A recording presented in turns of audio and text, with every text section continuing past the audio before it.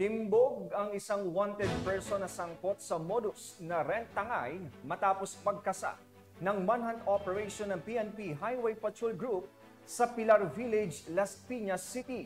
Hindi naman tumitigil ang pambansang pulisya sa pagganap sa isa sa kanilang mga sinumpaang tungkulin na hulihin ang mga taong tiwalag sa batas at panagutin sa kanila ang kanilang nagawang krimen. Patrolman Mark Roland Feliciano sa balita.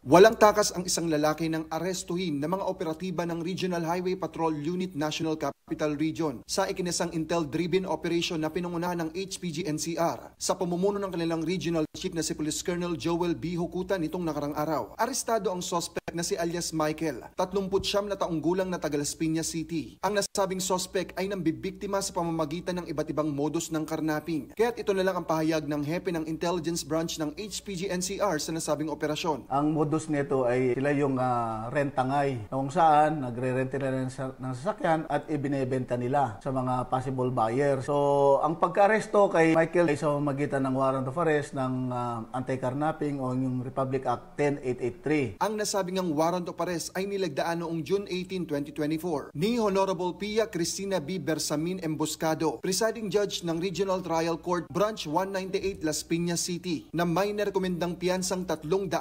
piso. Paalala ng HPG sa ating mga kababayan. So sa mga nais na magparenta o yung mga car owners na nagpaparenta, alam namin na kayo ay mga biktima ng mga ganitong modus operandi. So pinapayo namin sa inyo na sumangguni kayo dito sa aming opisina, dito sa HPG. Kakaroon po kami ng seminar sa mga rent owners na posible na mabibiktima ng rentangay, na kung ano yung mga pamamaraan para maiwasan yung mga ganitong modus na ito. At magkaroon kayo ng ugnayan sa kapwa nyo mga renters. Binibigyan din namin kayo ng tips na dapat ang mga pinaparentahan ninyo, lagyan nyo ng maraming GPS, mga 4 o 5 na GPS para makatulong sa paghahanap ng lokasyon ng inyo pong mga sasakyan. Samantalang nakapiit muna ngayon ng suspect sa Regional Highway Patrol Unit NCR Detention Facility para sa dokumentasyon at tamang disposisyon habang inaantay ang pagharap nito sa korte. Sa anumang katanungan, reklamo o impormasyon, ang himpilan ng Highway Patrol Group ay palaging bukas upang kayo'y tulungan. Kami ang Guardian of the Highways, ang kakampi at gabay nyo sa kalsada na patuloy na magbibigay ng serbisyong HPG. Dahil dito sa ating bagong Pilipinas, ang gusto ng pulis,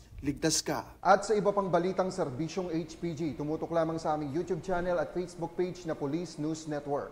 Mula sa tanggapan ng kakampi nyo sa kalsada at sa pamuno ng aming buting direktor, Police Brigadier General J.R. Comigad. Ako ang inyong PNN correspondent, Patrolman Mark Roland Feliciano para sa Police News Network. Alagad ng batas, tagataguyod ng balitang pulis.